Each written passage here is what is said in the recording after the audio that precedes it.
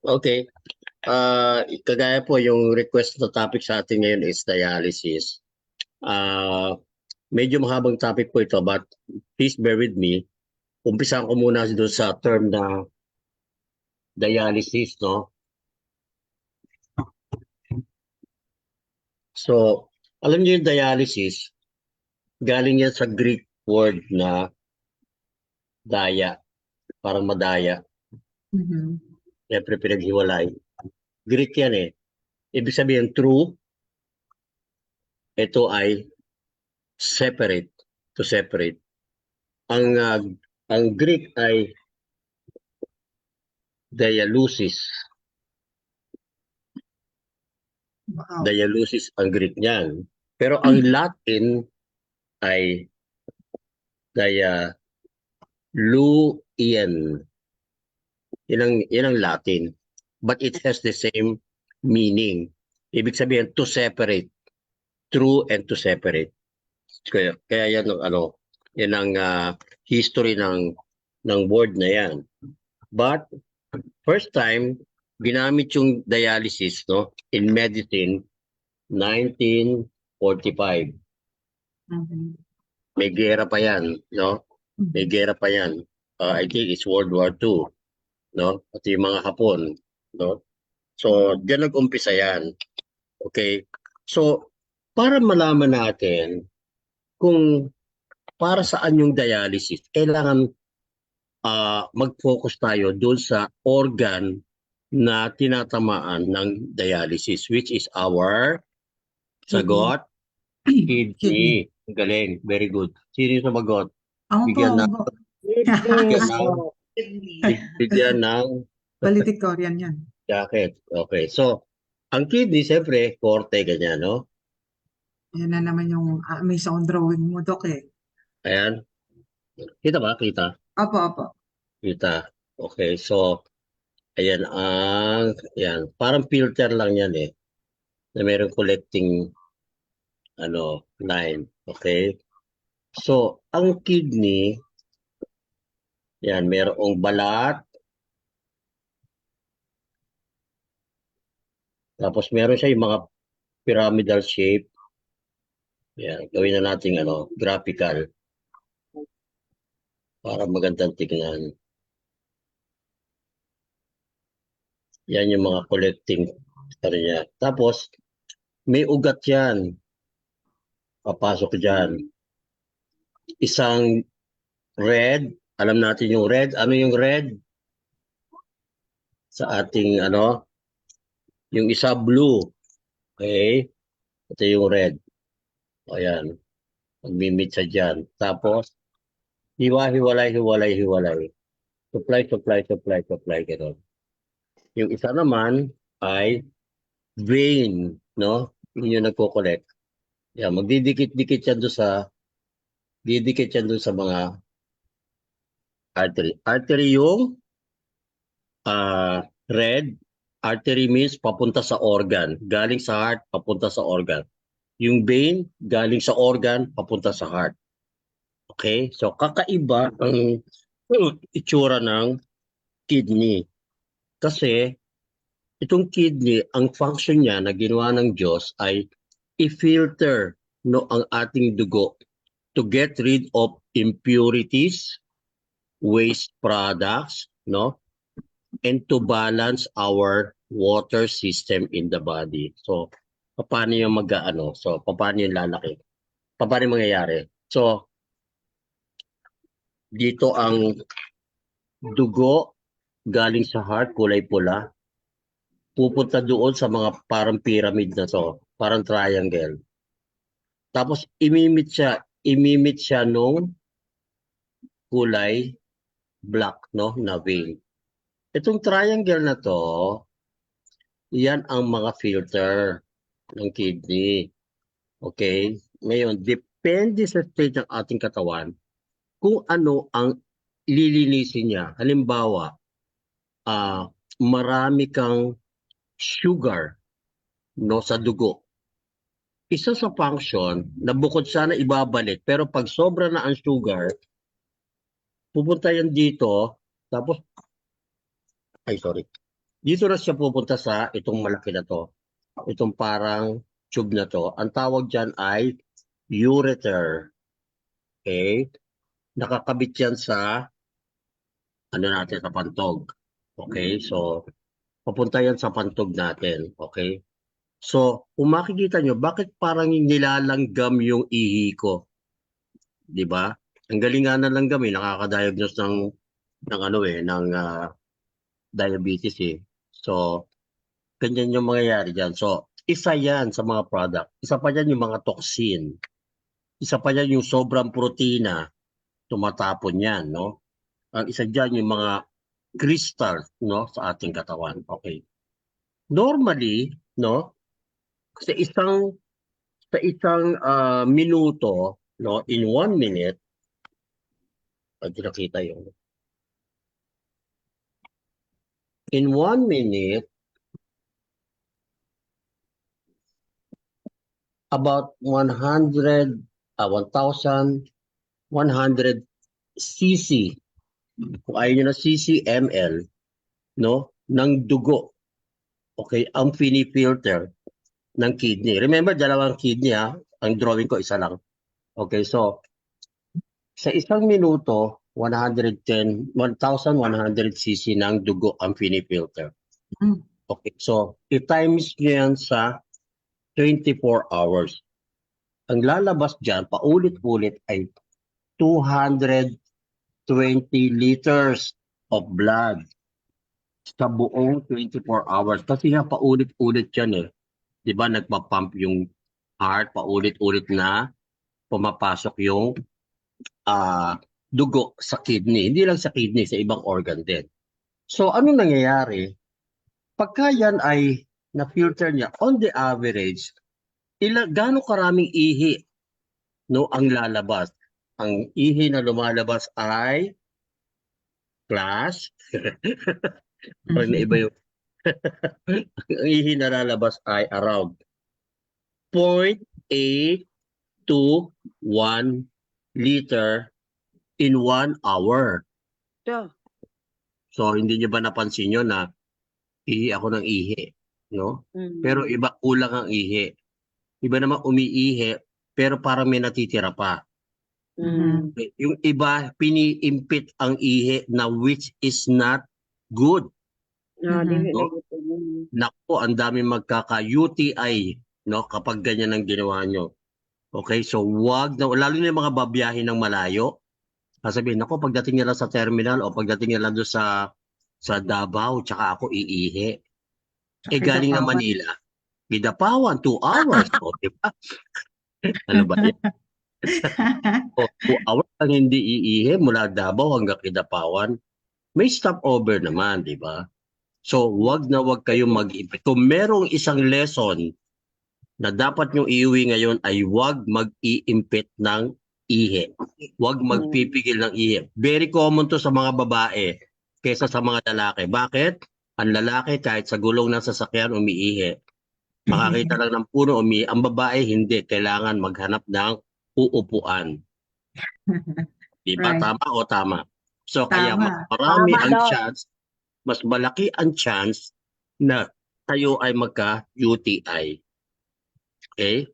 So, huwag niyo kakalimutan yon, no? Lesson number 1 take home, huwag magpipigil ng ihi. Okay, so balik tayo sa 0.8 to 1 liter. Ngayon, naaapektuhan yan, dumadami yan. Minsan, depende sa iniinom mo o kinakain mo. Halimbawa, nagkaroon ng meeting sa Davao. Pagkatapos ng meeting ay nag-inuman. Yun.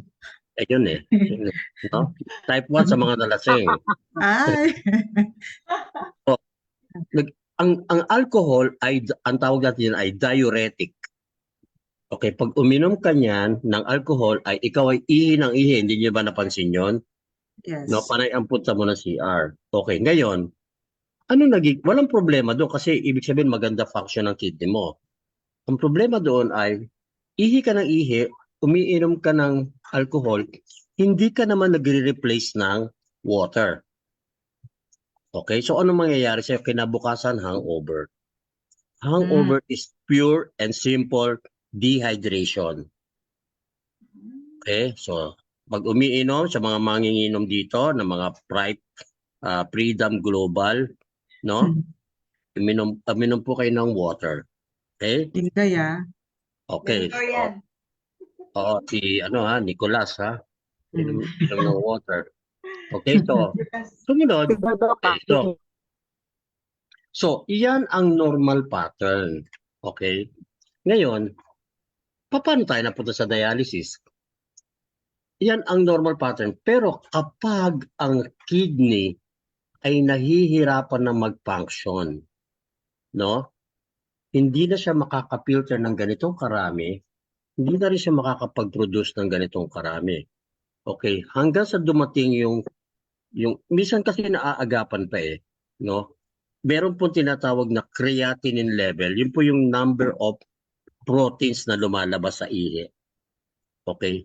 Dehydrated ka pagka ikaw ay mataas ang creatinine mo, ibig sabihin dehydrated ka o mataas sa karne, mataas sa meat, lalo na ang red meat. No? Ngayon, nasisira ang kidney. Bakit nasisira ang kidney?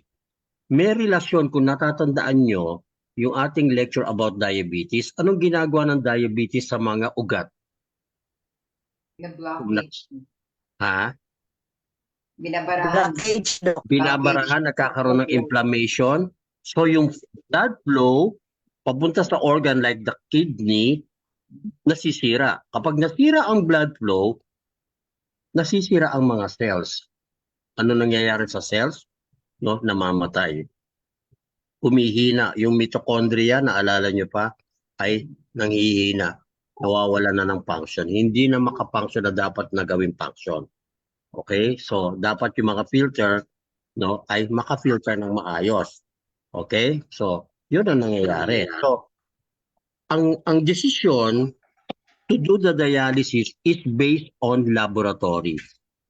But, bago yon, merong mga nararamdaman ang patient na nagsasabi na, oy, baka baka may problem sa kidney mo. Ano yung mga problem? No? Number 1, nag-iiba yung pattern ng pag-ihi.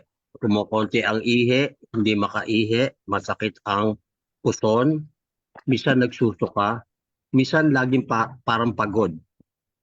Okay? Minsan nahihilo, nagkaka-vertigo. So, minsan sumasakit ang likod. No? So, sa dami noon, yung iba kasi, hindi agad na iisip kasi ang kidney kapag gano'n, sumakit ang likod. Sasabihin ako, baka spine lang to. O kaya yung nahihilo, baka sa mata lang. Hindi lagi nakakasama ang kidney, no, sa mga diagnosis na ganoon ang nararamdaman. When in fact, isa sa dapat imbestigahan kapag ganyan ang nararamdaman mga symptom, no, ay kidney ay kasama. Okay, laboratory lang po yan. Ang tawag ko dyan ay kidney function test o kaya blood chemistry. No? Okay? So, burahin ko na to. Pwede ko nang burahin, ha? Nung elementary ako taga-erase ng blackboard namin eh. Pag tumingin yung teacher, tatayo na ako. Yan. So, ano ngayon ang dialysis? Ang sabi natin ay hindi na makafunction ang kidney. Ang ginagawa, no? Instead na pupunta dito sa kidney, okay, palit tayo ganyan, kidney. Okay, so hindi na makapunta yung ihi dyan, hindi na makapilter yung dugo. Ang gagawin ay yung kidney, ay yung dugo, no, yung ugat ay ikakabit sa artificial machine na ang tawag ay dialyzer, no? So, ang totoong pangalan ng dialysis ay hemodialysis. Ibig sabihin, dugo ang ginagamit para makapagpa-dialysis. Merong kinakabit sa kamay, no, na tube, no? Ilalabas doon, ikakabit sa makina. Pagkatapos sa makina, ang makina ang nagiging artificial kidney. Okay? Tatanggalin ng makina, yung dialyzer, ang mga toxins, mga dumi, lahat ng inom mo galing sa gamot, no? Excess sugar, no? Excess crystals, no? Lahat yung tatanggalin. At pagkatapos noon ay doon mismo sa tube na hindi natin pwedeng i-blower, ibabalik yung dugo na malinis na. Okay, so ngayon ang question, para bigyan ko kayo ng idea, no? Alam niyo sa Pilipinas, ngayong oras na to, no? Malamang sa malamang o siguro sarado na yung ibang dialysis center. Ngayong araw na lang na ito, may mga 5,000 or 5,000 na pasyente na dialysis ngayong araw na to. Wow. Yan ang rate natin. O ang cost, pinakamababa kung may PhilHealth ay 2,600. Okay? Pesos, no? Sa US, $250 hanggang mga $300, hanggang sa yung iba umaabot pa ng $400, $500. Depende kung nasaan state ka. Pero dito sa atin, between 2,600 to 3,500 per session. Kung makikita nyo, ilang beses dinadialysis in a week, 3 times a week hanggang maging 5 times a week. So i-multiply nyo, yun ang gastos nyo, no, sa pagdadialysis. No? Ngayon, ano yung mga myth? Pag sinabing, naku, dinadialysis na siya, makakakita na siya ng liwanag later on. Liliwanag na sa langit at kukunin siya. Hindi po totoo yon. Okay? Meron po tayong bagong hope, no, na nare-reverse natin yung mga cases ng diabetes mellitus. Isa kasi sa pinaka-common na reason kung bakit tayo ay dinadialysis is because of the kidney failure secondary to diabetes mellitus. Nasisira ng diabetes ang kidney. Okay? Alam natin na maraming organ na involved. Mata, puso, ugat, no, liver. Okay? Lahat yan apektado ng high sugar or diabetes mellitus, pati brain diabetes mellitus type 3. Okay, so ngayon, ang question natin dito mababalik ba natin yung function ng kidney kapag dinadialysis? Sa tingin nyo, anong sagot? Is there a way May pag-asa. to hit the bone? Ano po? May pag-asa pa. Yes, may pag-asa pa. In fact, anong number one reason para ma-reverse nyo? You have to reverse the cause. Okay, ano yung number one cause? DM, diabetes mellitus. DME. Okay? Diabetes mellitus 2. Type 2. No? Ngayon, sa tingin mo, kapag ito ba ay na-reverse mo, magbabalik ba yung function ng kidney? Yes. Yes, Oh. Doc, yes. Good. Kasi, Yes. take home take home number 3 na to. Okay? Ang sabi ng iba, once a diabetic, always a diabetic. True or false? False. Paul. False. Kasi marami na tayo nakita na nare-reverse ang diabetes with proper lifestyle, with proper medication, and with proper treatment, no? Supplementation, and frequency medicine. Wow. Okay? Nare-reverse mo na ang diabetes mellitus type 2. Okay, so nare-reverse yan. Maniwala kayo o maniwala kayo, nare-reverse yan. Okay? So, ngayon, kapag ito ay na-reverse mo, marireverse mo rin, mababalik mo rin ang function ng kidney. Ang sabi ng iba, hindi na pwedeng ibalik ang function ng kidney. Ang sabi naman natin, pwedeng ibalik ang function ng kidney. Bakit? Yung kasing cells ng kidneys ay humina lang Pumangit lang yung kanyang mitochondrial layer, pumangit lang yung kanyang energy level. Di ba sabi natin, everything is energy. Right. Tama? So, anong gagawin mo? Okay, palakasin mo yung energy ng bawat cell. So is there a way to improve the energy of the cells of the kidney? Yes. Yes. Anong tawag doon? Terahertz Wow. energy. Stem cell stimulation. Immunoglobulin treatment. Okay? Ang dami-dami. But ngayon, since we are in this group, I tell you, no?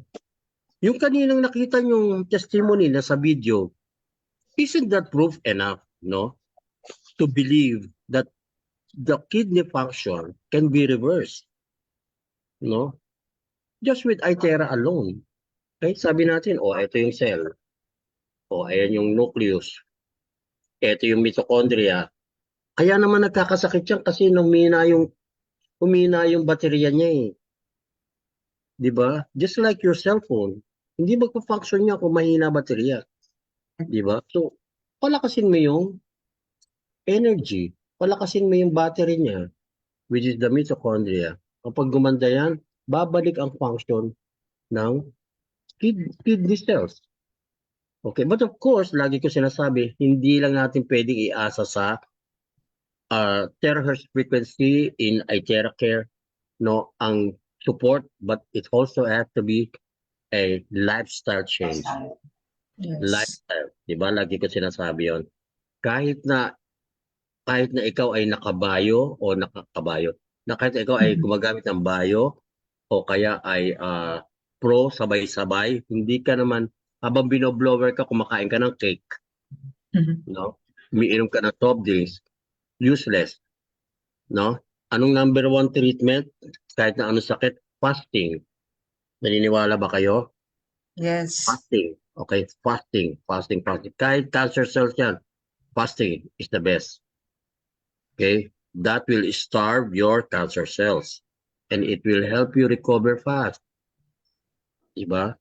So, paano ngayon, napakasimple naman ang principle eh. You just have to energize yourself. Isipin nyo na lang na ito ay kidney cell.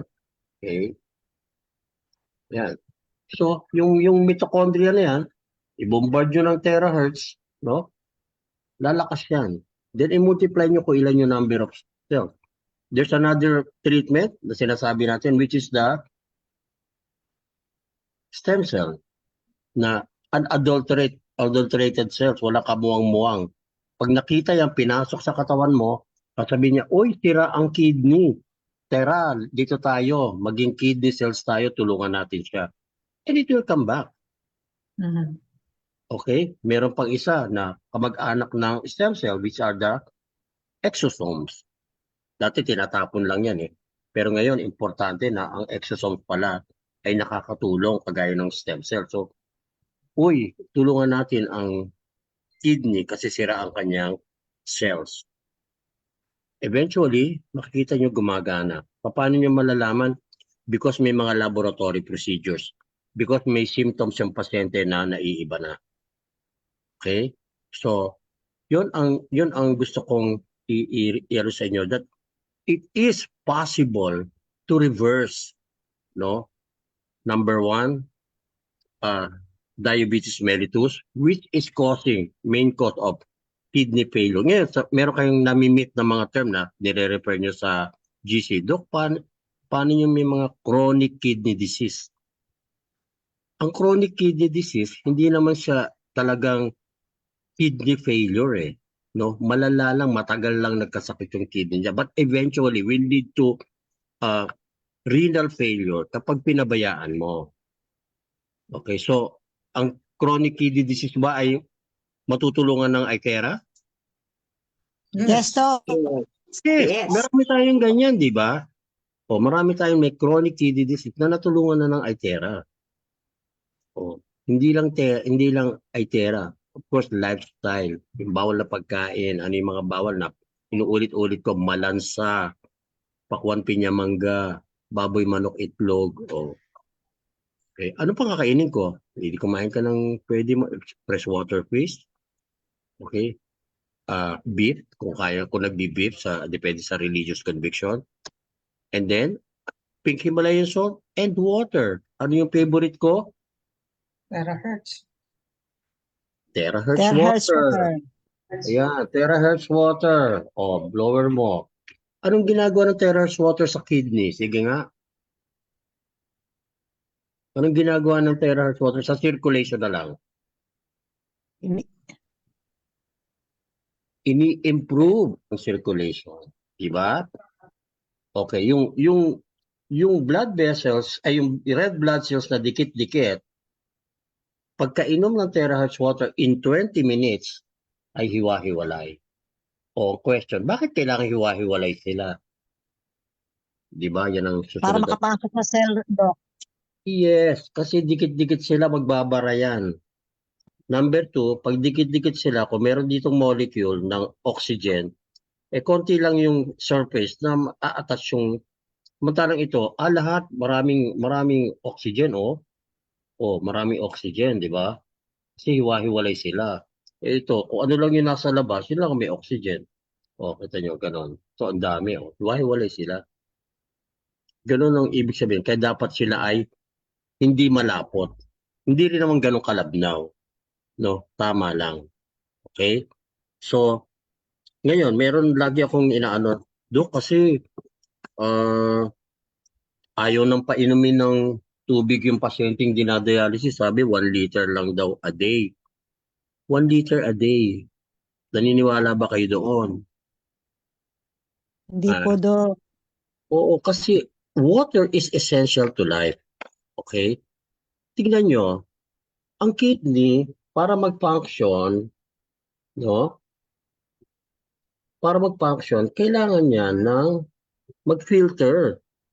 Kung yan ba ay wala namang i-filter dahil walang tubig, magpa-function ba ng maayos ng kidney? Hindi po, Doc. Hindi, kaya lalo siyang nasisira. Hindi ba? So, ang tingin nyo, total filter naman siya talaga eh. Bibigyan mo ng tubig. Ang taong dehydrated, mahina ang circulation. Walang filtering mechanism. Okay? Kaya lalong dumadami yung time na siya ay magdadialysis. Kasi hindi mo sinusupply ng maayos na dugo yung kidney. Hindi mo rin sinusupply ng maayos na dugo para mag-filter and para mabuhay yung kanyang mga cells. Tama o tama? Okay? So, of course, it will all depend on institution, no, na pinag-aano nyo ng dialysis, no. I'm not against, no, anybody na nag-advocate ng 1 liter of water for dialysis patient. But if you look at the principle, if you look at the reason bakit hindi siya tama, no, yun yung sinasabi ko. Hindi mo natutulungan yung pasyente. Eventually, isang beses, isang linggo, ngayon 2 beses na, sumunod 3 beses na, sumunod araw-araw na. Okay? So, ibig sabihin, ang mini-maintain mo yung kondisyon na pangit. O tingnan mo, bigyan ko kayo ng isang example. Sino dito ang mga hypertensive na matagal na? Taas ang kamay. May mga high blood, matagal na, 2 years, 3 years. So, let's say 1 year na lang. Sino sa inyo may mga high blood? Taas ang kamay. Ako po. Ay, yung aso yung sumagot. Yun. Meron, di ba? Merong mga high blood. O sa tingin nyo, ang sabi nyo, nagme-maintain ako ng nagme-maintain ako ng amlodipine. Nagme-maintain ako ng losartan. Okay? Pag sinabi nyo nagme-maintain ako, ang mini-maintain nyo yung hypertension nyo. Hindi ba kayo nagtataka? Ang tagal-tagal na, 2 years na, 3 years na, hindi mo pa natatanggal yung hypertension mo. Kaya ang tawag mo, maintenance. Ang mini-maintain mo yung hypertension mo. Okay? Ngayon, ganoon din sa mga diabetic. 2 years, 3 years ka na umiinom ng pang-diabetes, hindi pa rin gumagaling ang diabetes mo. Kasi ang mini-maintain mo yung diabetes. Right. Di ba? Hindi ka nagtataka. Teka, hindi naman ako gumagaling eh. no? So kasi mini-maintain mo na maging diabetic ka. Mini-maintain mo na maging hypertensive ka. So isipin niyo 'yon, doon lang. No, magastos kasi yung mga gamot, no? Hindi yan libre. Buti sana kung may mga health center pa na nagbibigay ng gamot. Ang ibibigay naman gamot hindi naman tama para sa atin. Tama po ba? Yes po. Okay? Yes, So Doc. I hope na naging clear to sa inyo yung mga take home Yes. messages ko sa inyo ay nyo. Alam nyo, sa mga ganitong situation, you still have to believe your doctors. Kasi doctors know best, no? Huwag kayong maniwala sa mga sabi-sabi. Huwag kayong maniwala sa mga tao na nagsasabi na don't believe your doctors anymore. Hindi po totoo yun. Because we are here, our first aim is do no harm. Iba-iba nga lang ang approach naming mga doktor. Okay? Right. So, as always, like ko sinasabi, your health is your best investment. Okay? Wala nang iba. No? And an Itera care a day keeps the doctor away. Thank you po. Thank you very much. Grabe yan. Grabe, Doc. Thank you so Grabe. much. Grabe, Doc. Una-una. Ayan. Para Yan. sa mga listeners natin sa malayong lugar. Yan. Grabe, Doc, ang Doc. nag-share ng videos ngayon ng Zoom live natin. And grabe ang comment. Grabe. We have hundreds of watchers right now. And I think grabe ang shares dahil napakadami nilang mga tinatag na tao ngayon. Dahil sa dami-dami ng mga kilala nila na nagdadialysis. Amen. And now, teka lang, alis na. Yan. Para makita ko lahat, Coach Vince. Ayun. Sige po. Hindi ko kasi makita yun. Alright, now we are open for question. Related. Hopefully, no, yung tanong nyo related sa topic natin. And after that, saka natin i-entertain yung mga unrelated. And of course, you may also comment aside from your question kung ano yung mga naging okay, pwede na po kayo magtanong. And Coach Vince, baka may mga questions sa ano natin, sa Facebook Live. Page. Yes po, pakicheck I'm lang. looking at.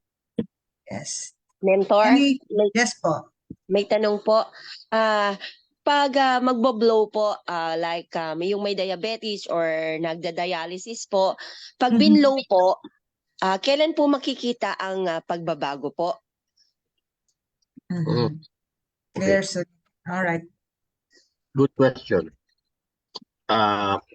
Number one, gaano katagal na po yung diabetes? Medyo matagal na rin po, taon na rin po. Okay, so ibig sabihin, marami ng complication, marami na ring organ involved. Ngayon, depende po kasi yan doon sa desire ng patient na gumaling. Depende rin po yan sa desire ng nagbo-blower na gumaling. Okay, number two is, kung ang inaan nyo ay, mabilis bang makita yung effect ng blower sa diabetes? Yes. Kung ang pag-uusapan natin ay nerve problem, neuropathy, no, yung mga nerve, 'di ba? Minsan namamanhid yung kamay nila, tsaka paa. Tama po? Yes po. Yun po makikita nyo agad. Even with one sitting. Makikita nyo, pag ganyan ninyo, mamaya wala na yung mga tusok-tusok sa kamay, no? Or sa paa. Okay, pero yung ibang organ na involved, like yung mata, like yung kidney, like yung heart, yung manas, no? Okay, so matagal po yan. Ang sabi ko nga, hindi lang pwedeng blower ang asa natin. It's a big part of the protocol, but kung hindi nyo sasamahan ng lifestyle change, proper medication, hindi po yan gagaling. I'll give you an example. Yung pong iba na diabetics ay naggagamot. Okay? Yung iba naman ay nag-i-inject ng insulin. No? Ang number one reason po kung bakit tumataas ang sugar ay sobrang taas ng kinakain nating carbs o kaya sugar. Sobrang taas na din ng insulin, no? Alam niyo po ba yung insulin? yun ang nire-release ng lapay para pumasok yung sugar sa cells. Kaya lang, dahil sa sobrang dami ng insulin, ayaw nang tanggapin ng mga cells natin. Kaya hindi bumababa yung sugar. Eto ngayon tayo, mag-i-inject pa tayo ng insulin. Ayaw na nga siyang tanggapin eh. Okay, bibigyan pa natin ng insulin. So, hindi mo mapapababa yung blood sugar. Kailangan umisip naman ng ibang way, no, para bumaba yung sugar using other medications. Yes. Doc, yun pong nagdadialysis, kailan po naman makikita yung if meron na pong pagbabago? Just the same, kagaya ng ordinary diabetes mellitus, pero nagda-dialysis. Sa dialysis mo kasi, it's a long process, no? Ngayon, kung binoblower, ang habol po natin sa pagbo-blower ng dinadialysis ay mag-regenerate ulit, no, yung kidneys, and it takes time. Ang buhok bago tumubo ulit 45 days. So imagine it takes longer for kidney cells, no, to regenerate. Okay, but persistence is the key. No, consistency is the key. Kung araw-araw yung ginagawa, iba-iba kasi response ng patient. So makikita nyo rin, and definitely yung mga objective way to compare is laboratory, no? Doon nyo po makikita yung comparison ng before and after kung may improvement o wala. But in terms of time, I cannot say because iba-iba ang reaction ng patient.